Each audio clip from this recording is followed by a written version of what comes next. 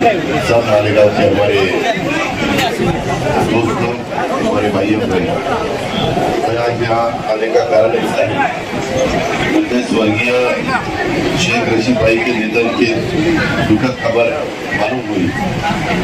लेकिन स्वर्गीय शेख रशीद भाई के मेरे बहुत अच्छे मित्र थे, क्योंकि हमने साथ साथ असेंबली के विधायक के नाते 10 साल काम भी किया है।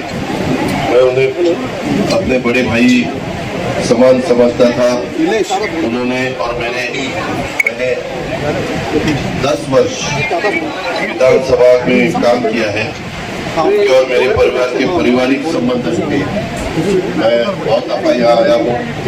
यहाँ सिंह भाई खुद मेरे यहाँ जब आते हैं तो उनके जो भी काम है वो काम कैसे हम कर सकते हैं, मेरी पूरी कोशिश रहती है। मेरा आपको यही कहना है, उनके निधन की दुख खबर मुझे मालूम हुई उस समय मैं उनके परिवार को लोगों को मिलने आने वाला था, लेकिन सियासी कामकाज की वजह से उस समय मैं मालेगांव में आ नहीं सका। और इस बात का मुझे अभी बहुत दुख है। इसीलिए मैंने रविंद्र जी को बताया था कि मैं जब नासिक आ जाऊंगा तो हम जरूर आसिफ भाई को मिलने और उनके परिवार को मिलने के लिए जाएंगे। और कल मेरा अचानक प्रोग्राम चेंज हुआ। कल मुझे पूरा दिन कोल्हापुर में अलग अलग प्रोग्राम लेने पड़े। सुनील तटकरे जी, प्रफुल्ल भाई पटेल, ये सब नासिक से, शानवर से, मेरे ख्याल से मालेगांव से धुलिया चले गए। मेरा आज दुआ है कि अल्लाह उन्हें जन्नत नसीब करे और उनके परिवार को सब्र दे। इतना ही मैं कहूँगा। आज आने के बाद मैं पूरे परिवार को मिला, उनके साथ बात की और फिर कुछ लोग मिलने के लिए आए थे। उन्होंने अभी अलग अलग उनके जो इशू है उसके बारे में मुझे निवेदन दिया है।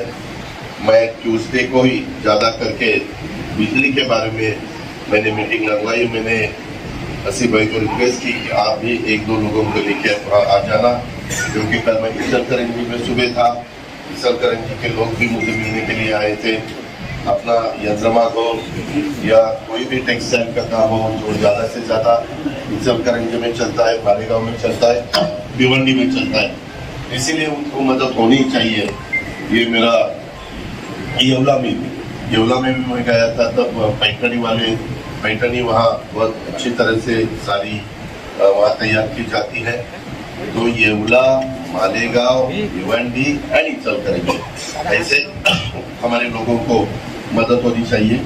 मैं डेप्यूटी चीफ मिनिस्टर के नाते सब में ध्यान देने वाला हूँ और उसमें से रास्ता निकालने वाला हूँ। बाकी के भी अलग अलग इशू है, टीचर्स लोगों के हैं या बाकी और भी उन्होंने अलग अलग, ये अभी नया बिल आ रहा है पार्लियामेंट में हमारे वक्फ बोर्ड की लैंड के बारे में, तो वो अभी जॉइंट सिलेक्शन कमेटी के सामने वो इशू जाने वाला है। उसमें अपोजिशन वाले, रूलिंग पार्टी वाले, राज्यसभा के, लोकसभा के सभी मेंबर इन्वॉल्व होंगे। मैं राष्ट्रवादी कांग्रेस पार्टी के प्रेसिडेंट के नाते इतना ही आपको कहूँगा, अगर वक्फ बोर्ड के वो बिल में कहीं अपने ऊपर अन्याय हो रहा है, ऐसा कुछ डाला होगा, तो हम उसमें से एनडीए के मेंबर के नाते मैं खुद उनके साथ बात करूंगा। नीतीश कुमार जी है, चंद्रबाबू नायडू है, चिराग पासवान है, खुद अपने महाराष्ट्र के चीफ मिनिस्टर एकनाथ जी शिंदे जी है, हम सब मिलके इसके बारे में चर्चा करेंगे।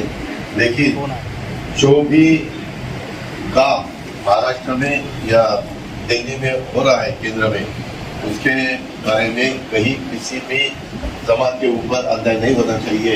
ये हमारी राष्ट्रवादी कांग्रेस पार्टी की कोशिश रहेगी। हमने अभी जो भी एक पार्टी, जैसे हमने मराठा और ओपन कैटेगरी के लोगों के लिए साथी निकाला, ओबीसी लोगों के लिए महाज्योति निकाला, बैकवर्ड क्लास के लिए, शेड्यूल क्लास के लिए पार्टी निकाला, मातंग समाज के लिए आरटी निकाला, हमारा आदिवासी लोगों के लिए नाटी निकाला, वैसे बहुत ही खाली चर्चा ही होती थी कि माइनॉरिटी के लिए भी मार्टी निकालना चाहिए, और वही हमने मेरे ख्याल से 10-15 दिन पहले की कैबिनेट में डिसीजन लिया। मौलाना आजाद महामंडल को भी भाग भांडवल के रूप में मैंने 1000 करोड़ रुपए की घोषणा की, और जो गारंटी गवर्नमेंट की रहती है, मौलाना आजाद महामंडल के लिए गवर्नमेंट की गारंटी 30 करोड़ के लिए थी, लेकिन अभी वो हमने 500 करोड़ रुपए की है। ऐसे बहुत से अच्छे जो भी सुझाव थे, डिमांड थी, ऐसे वो डिमांड पूरी करने की मेरी और हमारी सब साथियों की कोशिश थी, और उसमें हम सक्सेस हो रहे हैं। अभी भी कुछ इशू मुझे काम पे डाले हैं आसिफ भाई ने, उसके बारे में भी मैंने जल्द से मैं अभी डिक्लेयर नहीं करूँगा, लेकिन आपको ही पता चलेगा कि ये राष्ट्रवादी कांग्रेस पार्टी ने ये भी काम किया है। ऐसे सेक्युलर विचारधारा लेके हम आगे जाना चाहते हैं, हम सबको मदद करना चाहते हैं। मैं खाली आपको मालूमात करके देता हूँ, कल मैं कोल्हापुर में था। कोल्हापुर में आप सबको पता है कि विशालगढ़ में नीचे एक ये है, क्या नाम का, गजापुर या गजापुर, थैंक यू वेरी मच। गजापुर के निष्पाप लोगों के ऊपर अन्याय हुआ था। किसी की स्कूटर जला दी, किसी के कांच तोड़ दी, घर में नुकसान किया। तो पहले ये होने के बाद तुरंत मैं वहां गया, वो सब देखा, सबको सपोर्ट किया। सब हमारा एसपी थे, कलेक्टर थे, सीओ थे, सभी ऑफिसर्स लोग थे, और मैंने वो देखने के बाद जिनका नुकसान हुआ है उनका कुछ भी दोष नहीं था, वो सब निष्पाप लोग थे। फिर हमने तुरंत उनके हाथ में पर फैमिली 50-50 हजार रुपए दिया।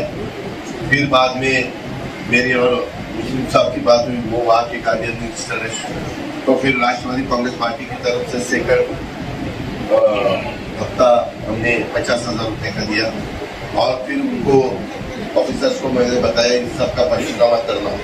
पंचनामा करने के बाद हमारे यहाँ प्रस्ताव आया, और कल मेरे ख्याल से सभी फैमिलीज को मिलके हमने 1.5 करोड़ रुपए का जो भी उनका नुकसान हुआ है उसके बारे में मदद की। तो सब चेक लेने के लिए आए थे।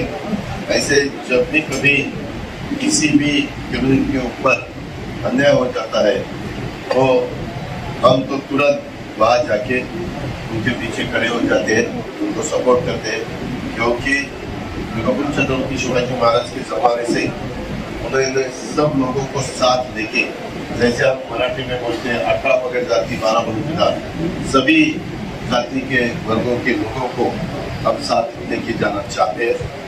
ये मेरा वादा है। आज ये सब काम के लिए स्वर्गीय शेख रशीद भाई के निधन के बारे में उनके परिवार को मिलने के लिए आया था। आप भी मिले, इसीलिए मैंने आपके सामने दो बातें रखने की कोशिश की। धन्यवाद। जय हिंद, जय महाराष्ट्र।